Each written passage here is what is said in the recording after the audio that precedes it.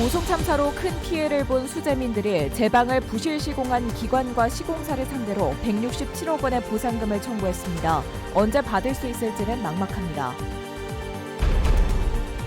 국내산 첨단기와 환기를 활용한 복합물이 전립선 건강에 효과가 있다는 연구 결과가 나왔습니다. 수입 원료를 대체할 수 있을지 주목됩니다. 장애인들이 가상으로 직업훈련을 받을 수 있는 디지털 빌리지가 청주에 들어섭니다. 여러분 안녕하십니까? 뉴스데스크 충북 소식입니다. 재작년 오송 참사 당시 미호강 범람으로 큰 피해를 본 수재민들이 제방을 부실 시공한 행복청과 시공사를 상대로 167억 원의 보상금을 청구했습니다. 주민들은 대출로 생계를 이어가고 있는데 갈수록 피해가 커지고 있다며 조속한 보상을 촉구했는데요. 재판이 끝날 때까지 보상이 미뤄질 가능성이 있습니다. 김은초 기자가 보도합니다. 지난 2023년 오송 참사 당일 미호강이 범람하면서 궁평 2 지하차도는 물론 청주 오송읍 일대는 완전히 물에 잠겼습니다. 비닐하우스가 빽빽하던 곳은 온통 쑥대밭이 되면서 1년 반이 지난 지금은 텅 빈 논만 남았습니다. 당시 침수 피해를 본 주민들이 제방을 부실 시공했던 행정중심 복합도시건설청과 시공사를 상대로 167억 원의 보상금을 청구했습니다. 오송읍과 강내면 일대 수재민 180여 명은 손해사정 결과를 바탕으로 환경부 중앙환경분쟁조정 피해구제위원회에 분쟁조정 신청서를 제출했습니다. 주민들은 침수로 터전을 잃으면서 대출로 생계를 겨우 이어가고 있지만 보상이 늦어지면서 갈수록 피해가 커지고 있다고 주장했습니다. 저는 지금 대출 받아 기계 전부 샀지만 농기계를 샀지만은 지금 솔직히 마이너스 통장을 몇 천만 원 쓰고 있습니다. 해가 지나갈수록 그 원금을 이제 못 갚니까 결국은 이자에 이자까지 낼 수가 있는 거고. 하지만 피해 보상 결정이 나오는 데는 오랜 시간이 걸릴 것으로 보입니다. 오송 참사와 관련한 재판이 아직 진행 중이어서 조정 절차가 중단됐기 때문입니다. 여러 가지 기관에서 지금 관련해서 가리고 있는 형사재판이 진행 중인데 저희가 그거랑 별개로 또 다른 뭔가 판단을 하라는 게 지금 어려운 입장이거든요. 그래서 그 재판 결과를 토대로 저희가 이제 보상 여부나 이런 거를 지금 확인을 해야 되는 상황인 거죠. 하지만 수재민 측 법률 대리인은 재판과 별개로 조정 절차가 진행돼야 한다고 반박했습니다. 그 형사사건 기록 갖다 보면 되거든요. 이 사람들 당장 그 돈을 네가 알아서 스스로 복구하고 나중에 물어줄게 이런 게 어디 있어요. 환경분쟁조정위가 그런 분쟁에 대해서 좀 쉽게 빨리 해결하겠다고 있는 거지. 존립 근거를 허무는 지금 처사가 아니냐. 앞서 지난달 기소된 이상래 전 행복청장과 시공사 대표이사 등에 대한 중대시민재해 재판은 첫 기일조차 정해지지 않은 가운데 오송 참사와 관련한 재판 대부분은 1심 판결도 나오지 않은 상황.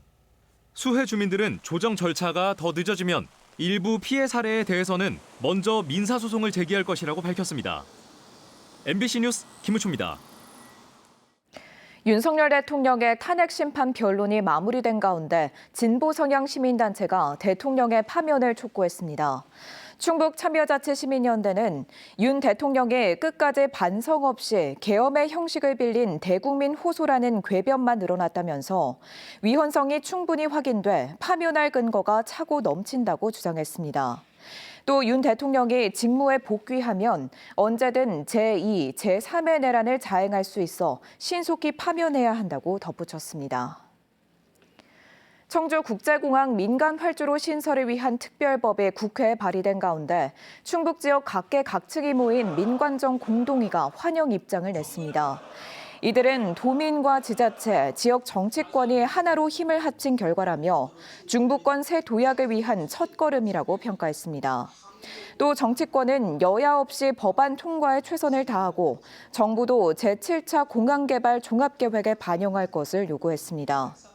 충청권 여야 의원 29명이 발의한 특별법은 신속한 사업 추진을 위한 각종 지원과 규제 완화를 담고 있습니다. 50세 이상 남성 절반가량이 겪는 전립선 비대증은 고령화 시대에 남성 건강을 위협하는 질환으로 꼽히는데요. 국내산 첨단기와 환기를 활용한 복합물이 남성 전립선 건강에 효과가 있다는 농촌진흥청의 연구 결과가 나왔습니다. 수입에 의존하던 건강기능식품 원료를 국산으로 대체할 수 있을지 주목됩니다. 이승준 기자가 보도합니다. 전립선이 비대해지면서 요도를 압박해 소변 배출에 문제를 일으키는 전립선 비대증 환자는 지난 2023년 153만 명에 이르렀습니다. 10년 전 97만 명과 비교하면 57%나 증가한 수치입니다. 환자가 늘면서 관련 기능성 식품 매출도 지난 2020년 299억 규모에서 2023년 424억으로 크게 뛰었습니다. 현재 전립선 건강 기능성 식품 시장의 원료 대부분은 톰 야자나무 열매인 소펠메토로 전량 수입에 의존하고 있습니다. 이런 상황에서 농촌진흥청은 국산 참당귀와 황기를 결합한 복합물이 전립선 건강에 효과가 있다는 사실을 밝혀냈습니다. 전립선 증상이 있는 40세에서 75세 남성 100명을 대상으로 인체 적용 시험을 진행한 결과 참당귀, 황기 복합물을 섭취한 그룹은 국제 전립선 증상 점수가 26% 감소했습니다. 특히 소변을 본 후 남는 불쾌한 잔뇨감은 37%나 줄어 대조군과 뚜렷한 차이를 보였습니다. 전립선 증상이 악화되는 것을 좀 예방할 수 있고 다소 경미한 증상이라도 좀 더 소변 보는데 편안함을 느낄 수 있는 그러한 복합물이 되지 않을까 생각됩니다.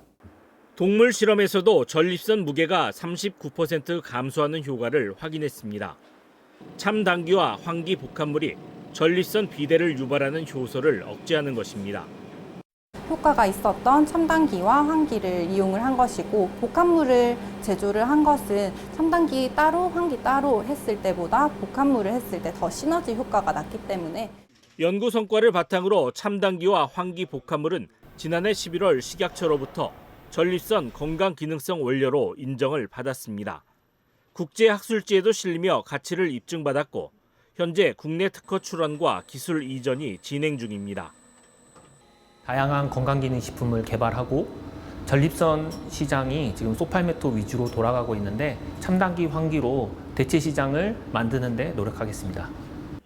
국내산 약용작물로 만든 건강기능식품 원료가 인정받으며 수입 대체뿐 아니라 약용작물 산업 활성화에도 기여할 전망입니다. MBC 뉴스 이승준입니다. 지난해 충북 출생아 수가 1년 전보다 줄었지만 혼인 건수는 5년 만에 가장 많았습니다. 통계청이 집계한 지난해 충북 출생아 수는 7,541명으로 1년 전보다 0.5% 줄어 전국 출생아 수가 3.6% 늘어난 것과 대비됐습니다. 같은 기간 가임 여성 1명당 합계 출산율도 전국 평균은 0.03명 늘었지만 충북은 0.01명 줄었습니다.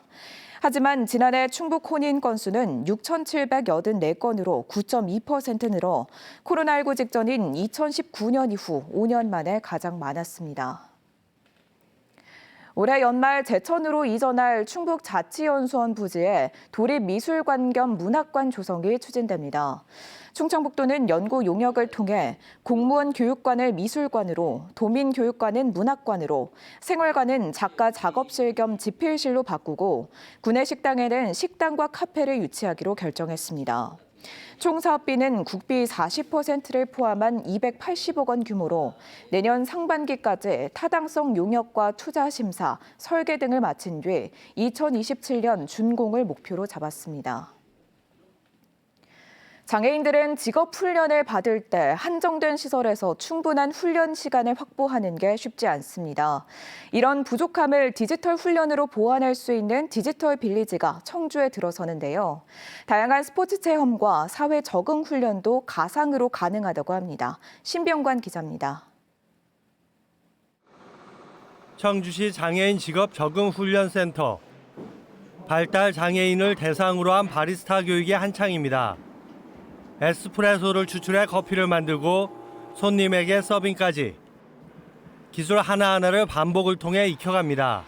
각도 맞추고 하는 게 좀 어렵긴 한데 그래도 선생님께서 잘 도와주기 때문에 훨씬 쉽게 할 수 있는 것 같습니다. 다른 강의실에서는 사서보조 교육이 진행되고 있습니다. 책을 정리하고 반납 처리하는 방법을 익히는데 반복만한 방법이 없습니다. 장애인 직업 적응 훈련센터는 바리스타 사서보조 조립 등 다양한 직업 교육을 실시하고 있습니다. 장애가 있는 만큼 반복 훈련이 중요하지만 시설이 한정돼 있다 보니 교육생들의 훈련 시간을 늘리는 데는 한계가 있습니다. 구축되어 있는 시스템상 이제 많은 인원들이 한 번에 여러 반복적으로 할 수 있는 여건이 마련돼 있진 않아요. 청주시는 49억 원을 투입해 장애인 디지털 빌리지를 건립하기로 하고 설계를 마무리했습니다. 디지털 빌리지는 디지털 콘텐츠를 이용해 직업, 스포츠, 일상생활 등을 체험하는 공간입니다. 무엇보다 가상으로 직업 훈련을 받을 수 있어 장애인 직업 교육생들의 부족한 훈련 시간을 늘릴 수 있고 안전 등의 이유로 쉽지 않았던 직무까지 교육 분야를 넓힐 수 있습니다. 직업 훈련 외에도 스크린 동작 인식 등을 이용한 스포츠 체험과 가상 장보기 등 사회 적응 훈련을 하는 공간도 마련됩니다.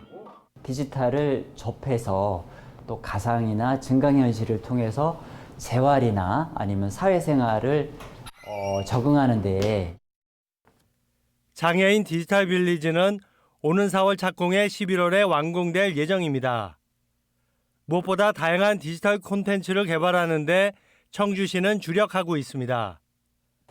장애인들의 직업 훈련을 강화하면서 사회 적응을 돕는 데 디지털의 역할이 커지고 있습니다. MBC 뉴스 신병관입니다. 충북 전역에 건조주의보가 내려진 가운데 곳곳에서 화재가 잇따랐습니다. 오늘 오후 4시 20분쯤 진천군 덕산읍의 한 야산에서 불이 나 산림당국이 헬기 4대 등을 투입해 1시간여 만에 큰 불길을 잡았습니다. 산림당국은 인근 들에 있던 작업자들이 텐트 안에서 난방을 하다 산으로 불길이 번진 것으로 보고 있습니다. 이어 오후 4시 30분쯤에는 진천군 이월면의 한 고물상에서 내부에 있던 화물차 과열로 추정되는 불이 났습니다. 도로에 낭떠러지를 만들고 방치해 사망사고를 유발한 업체 관계자들이 항소심에서도 실형을 받았습니다. 청주지방법원은 개발업체 대표와 동업자인 아내에게 금고 3년을 선고한 원심을 깨고 금고 2년 8개월을 선고했습니다. 이들은 지난 2022년 제천시 백운면 산지 개발 과정에서 도로를 깎아 6m 높이의 낭떠러지를 만들고도 안전 조치를 하지 않았고 이로 인해 SUV 차량이 추락해 벌초를 왔던 아버지와 아들이 숨졌습니다. 재판부는 피해자 유족이 엄벌을 탄원하고 있지만 피해 회복을 위해 6천만 원을 공탁한 점을 고려했다고 밝혔습니다. 추운 겨울 날씨에 벚꽃 개화 시기가 늦어질 것으로 예상되면서 청주시가 청주예술제 야외 행사와 푸드트럭 축제 개최 시기를 일주일 연기했습니다. 청주시는 무심천 개화 시기가 늦어진다는 기상청 자료를 검토해 4월 4일부터 4일간 축제를 개최할 예정이라고 밝혔습니다. 지금까지 뉴스데스크 충북 소식이었습니다. 잠시 후 스포츠 뉴스가 이어집니다. 고맙습니다.